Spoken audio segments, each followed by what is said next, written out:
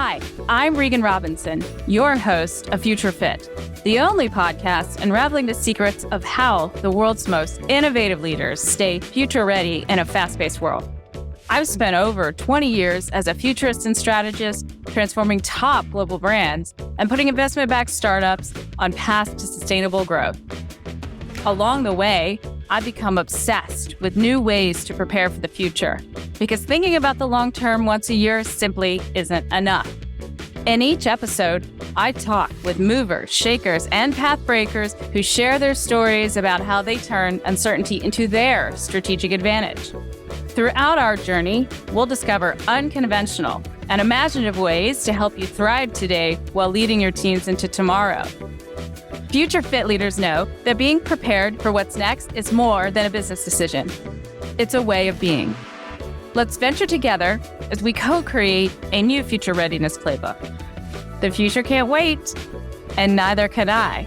So, are you ready to get future fit? Today, I am thrilled to welcome Lori Mazan, a distinguished 25-year executive coach who's provided tens of thousands of coaching sessions to executives and CEOs hailing from venture-backed startups to Fortune 100s like Chevron and Citibank. Lori is the co-founder, president, and chief coaching officer of Sounding Board, the first customizable leadership coaching management platform offering a tech-driven, human-centric approach and a network of world-class coaches in more than 60 countries and over 15 languages. Sounding Board has helped hypergrowth companies like Chime and Zoom and legacy brands like Mozilla and Bloomberg advance their leaders' performance at scale, and was named among the GSV EdTech 150 as one of 2021's most transformational growth companies in digital learning. Sounding Board is also a Gold Globey winner for career and workforce readiness solution, and most recently closed $30 million in Series B funding in 2021. Lori is also the author of a book I have been devouring entitled Leadership Revolution: The Future of Developing Dynamic Leaders, which is an untraditional guide to delivering an exciting new approach to leadership development tailor-made for the 21st century. As someone who's collaborated with two executive coaches over the last 6 years, I personally experienced its power to unlock potential. And so I am incredibly excited to hear what Lori has to share with us today. So welcome to the show, Lori. Thank you. I'm so happy to be here.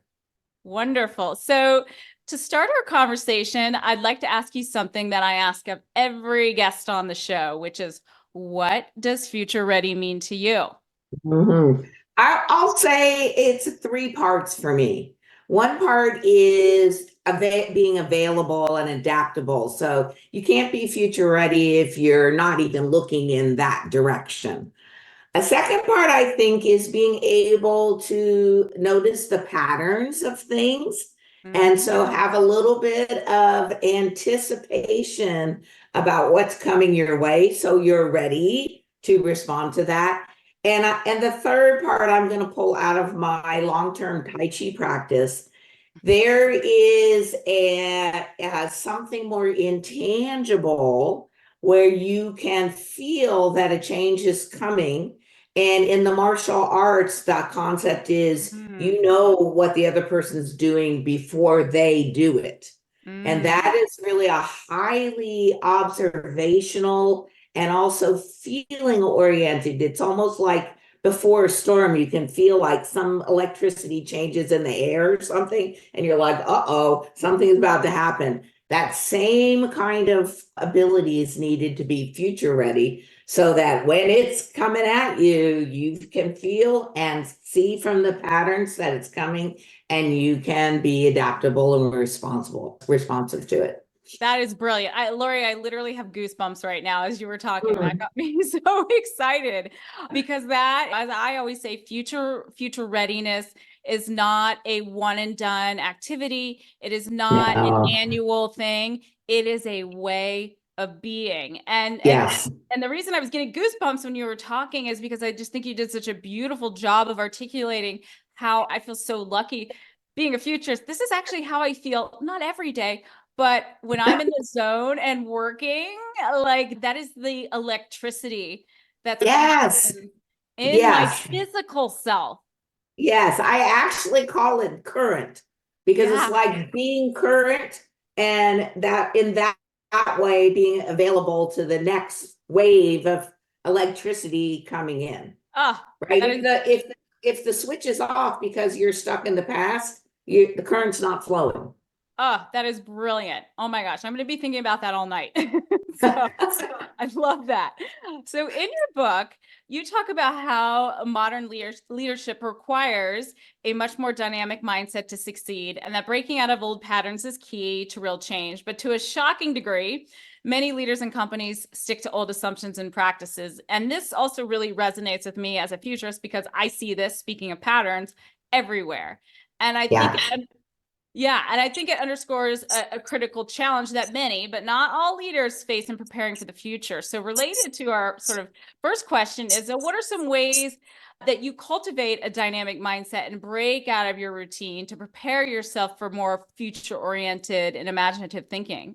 I have to say, it actually is challenging for human beings. Like, literally, our brain function is habituating. And so, to not get stuck in your familiar ways of operating, it takes actually effort because the whole time your brain is trying to say, no, no, this is what you did before.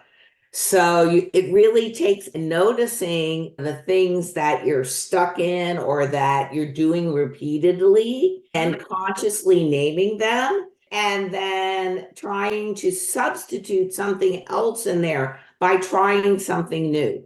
Like the most simple way I have heard people do this is if you drive the same way, say every day to work or to the grocery store to pick up your kid from school, start going a different way every time. And your whole system will try to get you not to do that. It will say, no, the way I know is faster. The way I know is better. You literally just find yourself driving the way you always do. After 2 minutes, you forgot that you were going to do something different. So it really takes this conscious effort. So, hence why the popularity of leadership coaching, executive coaching, or a book or some way to try to disrupt the old pattern. Yes, the pattern interrupts. That's one of my That's what it favorite is. topics. I Exactly. also just wanted to share something from your book that I thought was a helpful framework for people because it is continuous, right? You have to Right. work at it every day. And when you were talking about Tai Chi, you said if you don't have time for your maximum practice, which is an hour every day, then make time for your minimum practice, which is only a few minutes. And I just thought that was a really great way to look at this type of mindset of, okay, if I can at least do it for a few minutes every day, that's a heck of a lot better than not doing it all, right? Right. And it keeps you in that way of thinking, even if you do it for a few minutes. The other thing is that maximum and minimum practice idea, it really is helpful to help you through your resistance because doing anything different, taking a risk, trying out new things, again, our brains just cause resistance. And just over the years, I've been practicing that art more than 30 years. Like anything can seem more appealing than going to my practice spot. I'd rather do the dishes or vacuum Right. or something. And the key is just get out to there, get to the moment where you're thinking about this and then start. And the fun part is once you start, you just go, okay, I'll just spend 3 minutes. And then after your 3 minutes, you get in the groove. So then you're like, oh, let me just do a little more. Oh, let me think about this. Oh, let me try this, right? And it starts to Yeah. snowball. The getting past the resistance is the first activities. For sure. So let's talk about resistance to change a bit more. So I personally believe that change doesn't actually have to be hard and that we all have a choice in how we frame it and anticipate it. And you've said that resistance is grounded in the fact that the familiar is much more comforting and that failure versus mindsets are innovation killers. And I couldn't agree more. I'd also Yeah. add that ego, laziness, and complacency play a role. And to your point earlier, our lizard brains are constantly working against us, Yeah, right? As you were saying yeah, earlier, yeah, there's only 200 cognitive biases that affect our thinking and decision very making. good. And that sheer amount should teach us some humility. And so, what practices or tactics or things have you found to be effective when building momentum for change at your company's sounding board, especially when the company, as you're a VC-backed startup, is really shifting and growing? Yeah, interesting one from a company perspective, maybe a little bit different than an individual perspective, Mhm. but overlapping. So from a company perspective, one of the best motivations for future thinking is talking to the customers. Because they're like deep in their problems. And if you can ask the right questions, they will tell you what they wish the future was. And then you put all those elements together, and there you have something new that you're creating. I will say the second piece is not so enlightened, which is more like a basic laws of physics, which is things at rest tend to remain at rest unless a force is exerted upon it. So one thing that really helped sounding board was the pandemic. First quarter of 2020, like our sales dropped off a cliff because everyone went off out of the office. And right there in March, April of 2020, we were like, oh my gosh, what are we going to do? And we already started creating new products the first month of the pandemic because we got hit in the face basically with that, like a lot of people. And you might think that was bad, but it's actually a prompt for new thinking, for action, if you take it that way, right? If you get knocked down and you're like, oh my gosh, you can't do anything now, you're in trouble. Yeah, I think what's interesting about what you're saying is both of those are more of a outside in versus like an inside out motivator, which I think Yeah. is interesting. I think because one of my biggest provocations in the work that I do is you have to keep getting outside in. You do have to do inside out too. You can't. Our world is Well, not black and white. You have to be no, outside in it's and, a and inside. balance of both. But I love the inside out too. Yeah. Coaching is pretty much inside out. Something has to change in your mindset and thinking before 100%. external behavior will change. And I do think, like a little bit back to Tai Chi, it doesn't have to be Tai Chi, but two practices for people. One is any kind of rhythmic movement. It can be walking, it can be running, Tai Chi, whatever you horseback riding that gives you that kind of rhythmic. That is a way that your body clears out some old things and processes stuff, and it gives you more clarity. So traditionally through the ages, walking has been where people come up with brilliant ideas. And you never have inspiration when you're sitting at your desk on your emails, right? You have to get away from that. And then the other piece is some stillness in our noisy world where we have so much information coming in, having some moments where things are just quiet and it lets your brain put together the pieces. Yeah. It's funny, I never really thought about the horseback riding, as you mentioned, that I do is like the rhythmic movement because it's so important. It fulfills me in every way, physically, mentally. And it's so funny in my brain, the speed by which it operates, some people would probably find terrifying. And it's funny after I go riding. So I go to a farm that's about 45 minutes to an hour-ish outside of Manhattan. And after I get done writing, I'm up at the farm all day. I'm out in nature. Like I spend hours grooming before my lesson and after, hanging out with the horse, hugging them, like doing all that fun stuff. And when I drive home, it is the only time in my life where there is nothing on my mind. So that hour drive home, literally nothing pops in my brain. It's not like I'm consciously saying, don't think about anything, Regan. And I've always just thought that was so fascinating because and so I think this movement combined with the stillness, combined with the nature it's such a powerful way for me that helps me also separate, to your point earlier, the signal from the noise. Yeah, it's a very good combination of things. And one other little piece is you're also up off the ground when you're on the horse. Oh, So interesting. Yeah, one of my places I love for future thinking is in the airplane. Oh, So I wow. travel a lot and I'm like up above the earth, and I don't know why it just makes me think beyond the present daily experience. Well, I was going to ask, was there any research that says being off the ground helps? I'm curious. Oh, no, I don't know actually, because I've known that about flying, but now when you were saying that about horseback, I'm like, oh, I wonder I, if that's a factor. There is research about being out in nature, that yes. your brain rhythm changes to be more the nature pacing rhythm. But I haven't heard this one about being off the ground, which Maybe is we're on to something new good. that we have to do Yeah, a study to look into. into it. Yeah, yeah. Oh, and I'd also add for me, it's also being by water. I call them rest and digest, where I go Yeah. out and I buy water, and that also helps me with the imaginative, expansive thinking. So I love Oh, all. yeah, I live right near the ocean, I so. know you in Laguna, And there lucky. is, yep, there is research on that, that the Hmm. ions in the air are different and it changes some Yeah. chemistry. Yeah.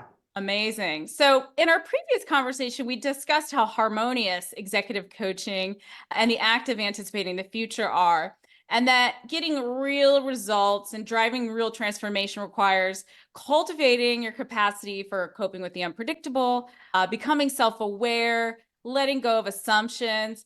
And so, how are you applying the methodologies you've refined as an executive coach over all these decades to nurture a future ready culture at sounding board? And maybe what are some of the assumptions or misconceptions that can get in the way of future readiness? Okay. One of the things we've talked about how much I love future thinking, executive coaching, really based in the future. It's starting from now and going Mm-hmm. towards what you want and what is a big leap for you. So it's all about that.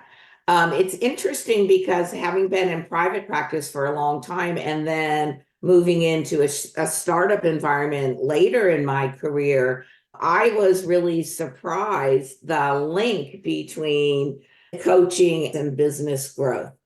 And it is just that continuous need to look to the future. And one thing about a startup is I've had so much fun creating like the company of my dreams, where people actually want to be there and Mm-hmm. like the environment and work. So I would say things sounding board is done. In 2020, the first month of the pandemic, we went fully remote.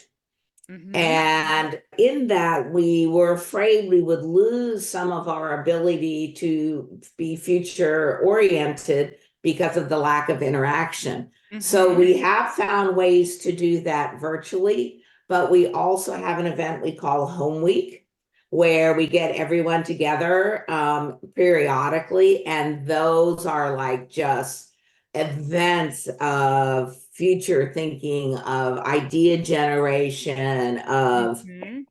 ways to think about what we're doing now that we could stop doing, Yeah. and things that we could start doing. Mm-hmm. So part of it for me is creating a culture that allows for this. And I call our culture fail and learn.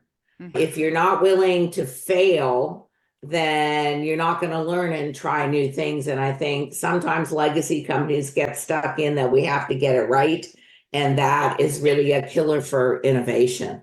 For sure. One other thing is we're a women-owned business, but we're very diversity oriented. And one reason is not because any big plug for diversity, but so basic, diverse people create diverse thinking. Mm-hmm. So if I'm thinking about the future in one way, and here comes somebody else with a very different history, perspective, background, culture, religion, whatever it is, and they're going to give a different point of view.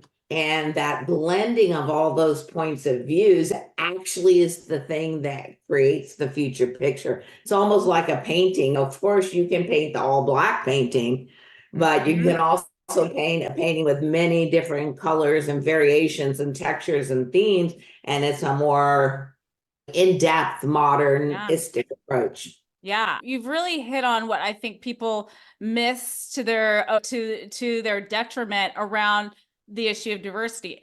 Is it important? Absolutely. But I see it in all its forms. I see it as not just race and sex and age, but and where people live, but things like I'm neurodiverse. Like neurodiversity is important. Experience all of these things, and it's so diversity, as I like to call it, the big D, that in all its forms is actually foundational to my approach as a futurist, because one of the biggest mistakes I see people making is, as I like to say, you are narrowcasting and focusing on the familiar.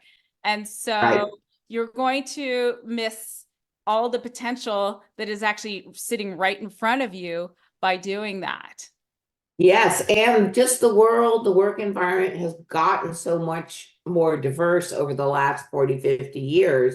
I always say the thing about in my early coaching career, I only coached white men because they were the only ones who were in the leadership at a company. And that, although is still true to too much of an extent, it's not nearly as true as it was before. But if you only have that one container to think in, you're going to be in trouble right now. How are you going to think about the needs, services, whatever, for a very diverse population when you only have the point of view? Yeah. I'll say just one other thing. Being in a startup, like the premises change. We have to constantly be thinking about how we are going to scale. And that makes us think beyond where we are in every conversation. Like, yes, okay, now we're here, but what happens when we have 10, 100, 1,000, a million more people doing that? How are we going to handle that? So it prompts that constant future thinking. And I have to say, like, hats off, if I was wearing one, to you, because in my experience, that's a rarity in the startup. Like that mindset, a lot of what I've experienced, especially the first 15 years of my career was in the corporate, and then I was working with mostly men. I was the only woman in the room. I was the youngest. And Right. then I pivoted completely in a different direction. It was like startups and all women.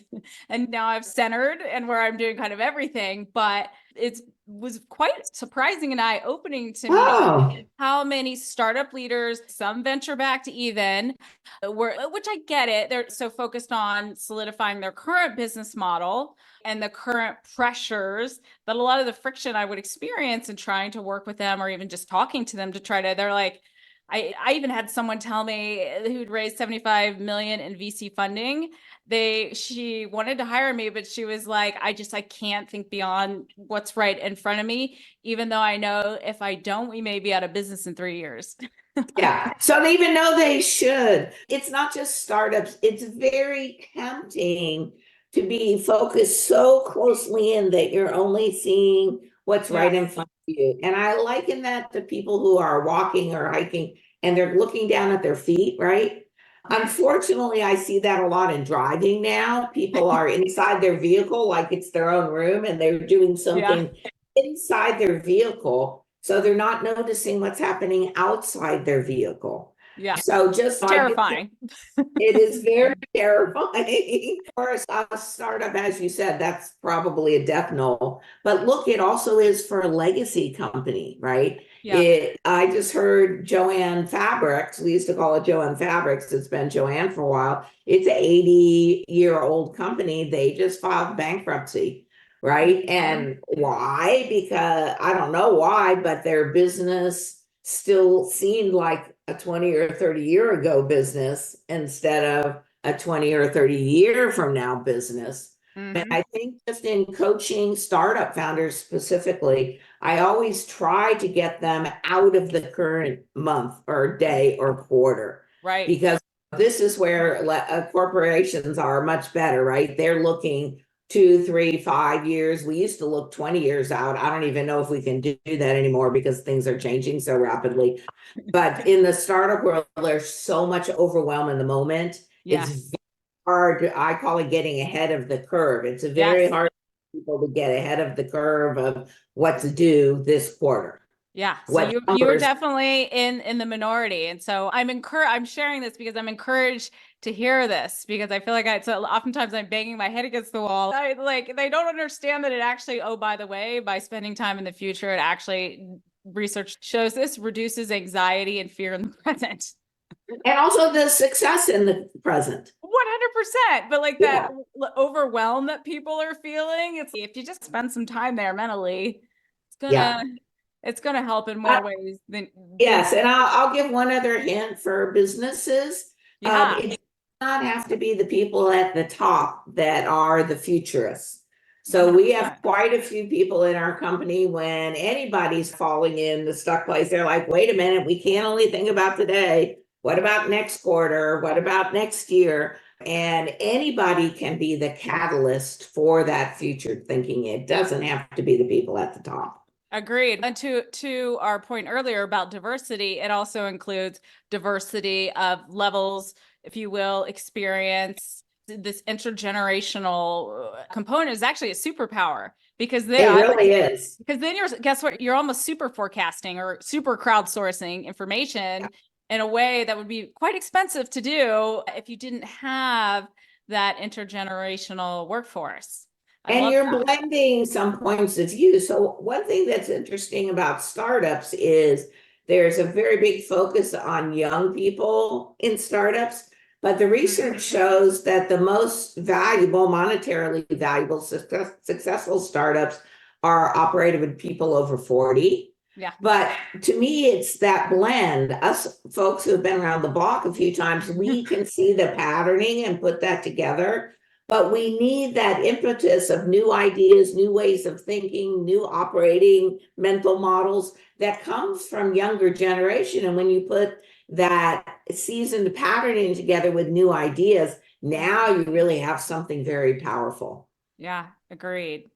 So you mentioned this earlier, this phrase, and I love it. So I'd love to talk about the big leap from your book. It's so funny. I always talk about how I work with people and help them take their next leap or leap forward. So we're lots of harmony between us. So you describe in your book the big leap as a clear, even blunt articulation of aspirations and goals and the change that's needed in the future.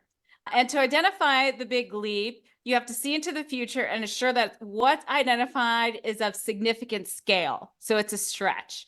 And so this concept is powerful and it resonates with me because getting to the big leap, i.e., being a future ready company that is set up for sustainable growth, means doing all the things that we've talked about, overcoming resistance, cultivating dynamic mindsets.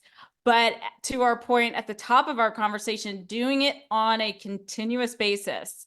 And so I'm curious, what gaps or difficulties are you facing when anticipating and planning for Sounding Board's big leap, right? And what advice would you offer for leaders who are struggling with similar challenges?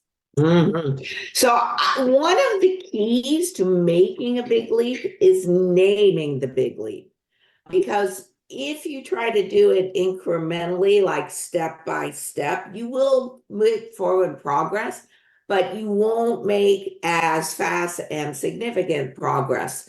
It's just too limited. So that's why actually it's the first chapter of the book. We start with the big leap. Yeah. And that big leap has to be beyond where you see success. So I always talk about this thing where you have to suck in your breath. Like when you got the big leap, you're like, oh my gosh, could I do that? Could we really do that? And so trying to name your picture of that is the first step. But then you have to back up a little bit and do the more structured planning of how do I get there? And that often means educating yourself on things that you don't know at the moment. And there's obviously a lot of other steps in there. But surprisingly, people tend to know, and companies even know the big leap before they know how to do it. I think we're conditioned, particularly in the US, on the how. So if we don't know how, we won't try to take the leap. This is the opposite. You name where you want to go and then you figure out how. I want to climb to the top of that mountain.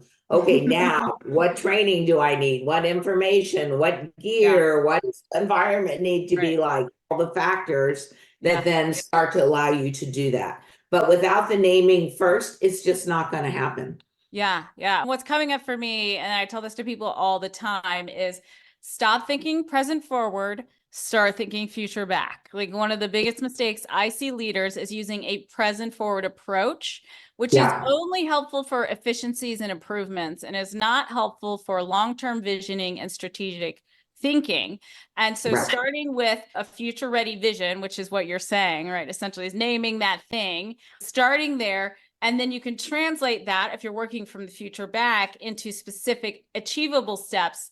It is possible, it's complex, and it requires deep strategic thinking and alignment across all levels of a company, but it is possible.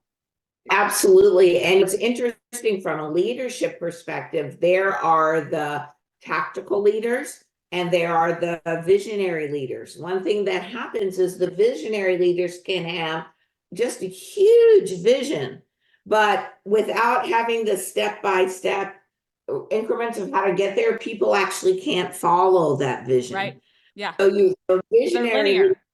yeah, need the more linear thinkers to create the pathway, and the linear thinkers need the more visionary folks to understand where they're headed. So again, that diversity in thinking really blended together is really the answer. Love it. Oh my gosh. Marvelous, Lori. Before we wrap up, was there anything you were hoping we would talk about that I didn't ask you?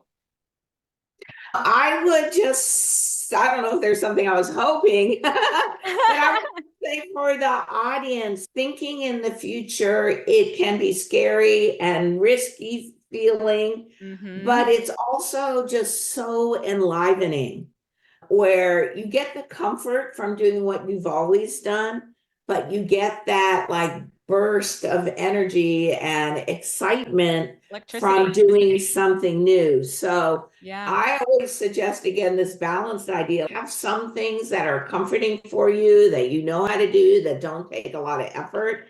And then put your energy into the things that are going to generate this aliveness and excitement for you, because without that, your life starts to be comfortable, but dull. Yeah. Right. Exactly. I think that is a beautifully simple framework. I am all about the simple. And so I just love that. So a final question before we wrap and you share where people can find out more about you and your book. In your view, is preparing for the future more about managing risks or capitalizing on opportunities? Oh, 100% capitalizing on opportunities. I always feel like you manage the risks as you go along, but it's opportunity oriented thinking that wins the day. Love it. And with that, where can people go to find out more about you, your work, and your book, which I highly recommend for leaders looking to unlock their potential? Thank you so much. They can go to www.soundingboardinc.com. All the information's right there. Marvelous. Thank you, Lori, for a thought-provoking and inspiring conversation. Your insights have really been illuminating for me, and I am deeply grateful for your time. Oh, thank you. What a pleasure. Love this conversation.